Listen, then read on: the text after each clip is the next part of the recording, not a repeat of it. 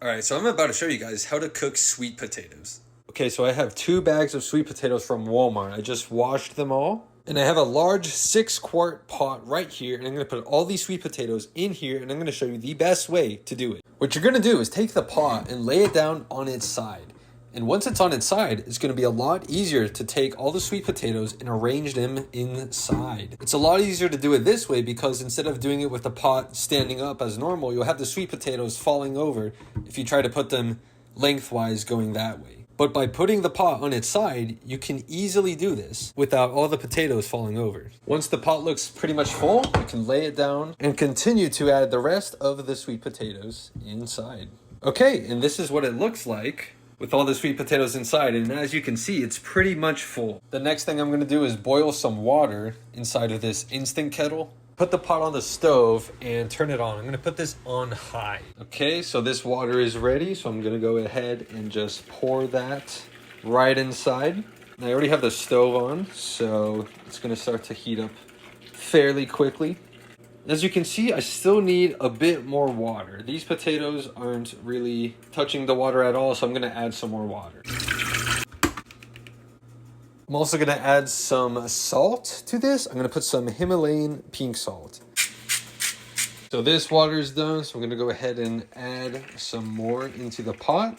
But I'm not gonna wanna overfill it because once it starts bubbling, once all this water gets really hot, I don't want the water to be splashing out of the pot. I'm gonna leave it up to about right there where these bolts are, and then I'm gonna cover it with a lid. Now you don't have to actually cover all of the sweet potatoes in the water because with the lid on, all the steam that builds up inside of the pot with the lid on is enough to cook even the tops of these sweet potatoes that aren't covered in water. So I'm going to put the lid on and then check how they're doing 30 minutes from now. A lot of people online are going to say that if you want the potatoes to cook more evenly, you should start out with either cold water or room temperature water inside the pot with the potatoes and then heat everything up from there at the same time up to a boiling temperature. Instead, I've had the potatoes inside the pot and then just poured boiling water over them.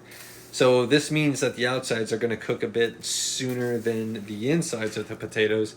But I don't really care, to be honest. If I wait long enough, everything will eventually get cooked. And that's the way I've done it. I kind of like it that way. You can try it both ways, see how you like it. But if you do it this way with the boiling water, after a certain amount of time, the outside skin can start to peel off a bit. So you could just keep an eye out for that. What's going to end up happening in a few minutes, though, is the water's going to get really hot and it's going to start splashing around everywhere. And it might even come out through the top of the pot, even through the lid. Because this lid does not have a hole for the steam to go through. So what I'm going to do is take a meat thermometer and I'm just going to put it inside here to create an air gap, just like that, so that all the excess steam can easily escape without all the water splashing around everywhere. Okay, so a few minutes have gone by and you can see that the water is now at a rolling boil. You can also see how much steam is escaping the pot through this little vent I've created. Okay, so I've decided to put the lid straight onto the pot without using the meat thermometer as a little vent. But you can see that there is water kind of starting to splash out and it's kind of starting to make a mess here. So I'm going to lift the lid up and put this back inside. Now while I do this, I can also use this to test how cooked the potatoes are. And by seeing how easy it is for the thermometer to slide inside, I can tell that at this point these potatoes are ready. So I'm going to turn off the heat. Then I'm going to put this lid on to drain all the water out. I'm going to take this and I'm just going to slowly pour out some of the water. I have to be careful because these potatoes are going to want to fall out too. So I'm going to stop when I see that that's about to happen. Okay, so probably right there. Put this back on the stove. Another thing you could do to drain out all the water is with this lid on, not all the way on, but kind of shift it a bit away.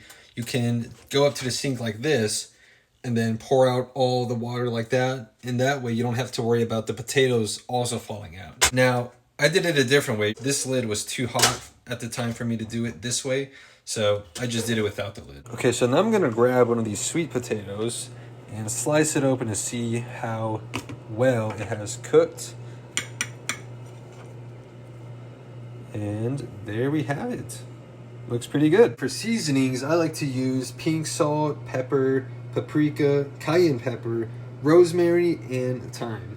But I'm out of paprika, so I'm just gonna use the rest of the seasonings that I have right here. All right, so we got salt, pepper, here comes the cayenne pepper, rosemary, get some of that in there, and our thyme. All right, so that looks pretty good. And that's it. There you have it. Let's give this a little taste test here. That's pretty good.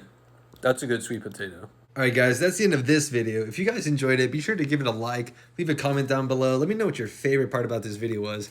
And if you want to see more videos like this of me doing stuff, then consider subscribing. Thanks for watching, and I'll see you in the next one.